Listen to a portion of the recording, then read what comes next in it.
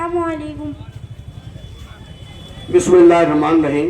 माशाल्लाह बच्ची की आवाज़ भी अच्छी है और अल्फाज तो खैर है ही हैं, जिसकी जितनी तारीफ की जाए उतनी कम है।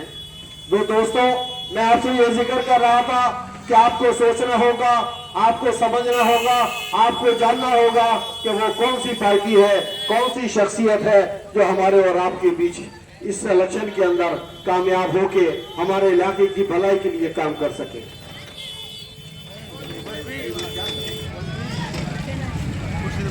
अब मेरी गुजारिश है अपने छोटे भाई हम्माद से कि वो आए और अपने ख्यालातों का बहुत कम वक्त के अंदर, क्योंकि वक्त बहुत कम है, जलसा क्योंकि देर से शुरू हुआ है, इसलिए वक्त की कमी को देखते हुए हम्माद जो मेरा छोटे भाई की तरह हैं और वो आए और अपने ख्यालातों का इज़हार करें।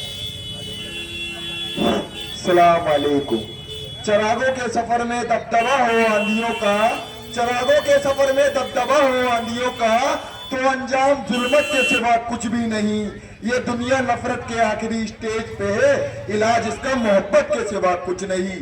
साथियों, आने वाली 5 तारीख को आप लोग ओगला के मुस्तकबिल के साथ साथ दिल्ली का भी मुस्तकबिल तय करने जा रहे हैं। और ओगला की आवाम वो गयूर आवाम जो आज पूरे देश में ही नहीं पूरी दुनिया में जानी जाती है। साथियों, जब सीए एनआरसी लागू हो रहा था तो ये वही शाहीन बाग है, ये वही ओगला है जो पूरे देश भर में नहीं पूरी दुनिया में जाना माना प्रसिद्ध हुआ। साथियों, ओगला की हालत कोई खुशबू ना कोई फूल ना कोई रौनक, उस पर कांटों की जहालत नहीं देखी जाती। हमने खोली थी जिस ओखला में अपनी आंखें, आज हम तो उस ओखला की हालत नहीं देखी जाती। साथियों, ओखला की सड़क आपसे छुपी नहीं है, ओखला के नाली नालों का हाल आपसे छुपा छुपा नहीं है।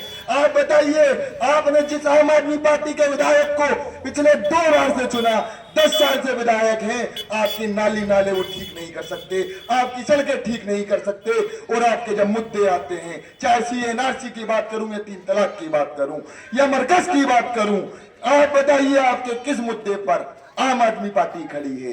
साथियों, हमारे बीच में ओगला के अंदर असद ओवैसी भी चुनाव लड़ रहे हैं।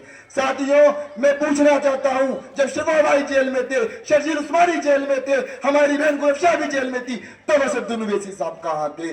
जब शाहीन बाग में इतना बड़ा हुजूम 3 महीने तक चला, तब सदर साहब कहां थे? आज कौम को जज्बात के नाम पर वोट लेना चाहते हैं। साथियों, जब जामिया मिलिया यूनिवर्सिटी के लाइब्रेरी में घुसकर हमारी बेटियों पर, हमारी बहनों पर, हमारे भाइयों पर लाठीचार्ज हुआ, तब असद ओवैसी साहब कहां थे? एक नेता है जिस नेता का नाम राहुल गांधी है। राहुल जी, प्रियंका जी सीएनआरसी के मुद्दे पर इंडिया गेट पर आपके लिए धरने पे बैठे थे। साथियों, मुझे बताइए, कौम के मतलब की बात हो, दलितों के मतलब की बात हो, किसी भी वजूद की बात हो, देश में कौन लड़ रहा है? हिंदू मुस्लिम एकता के लिए कौन लड़ रहा है? सिर्फ वाहिद राहुल गांधी जी आपकी लड़ाई लड़ रहे हैं। साथियों, जज्बात से काम नहीं चलेगा। ओगला पे पूरे देश की नजरें हैं। जिस मोहब्बत की दुकान का जिक्र राहुल जी अपनी हर सभा में कर रहे हैं, नफरत के खिलाफ एक जंग लड़ रहे हैं, आप मुझे बताइए नफरत के खिलाफ कौन लड़ रहा है?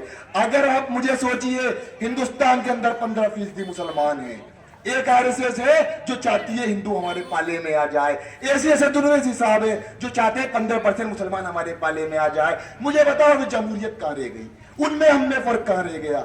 अगर हमारे नेता का नाम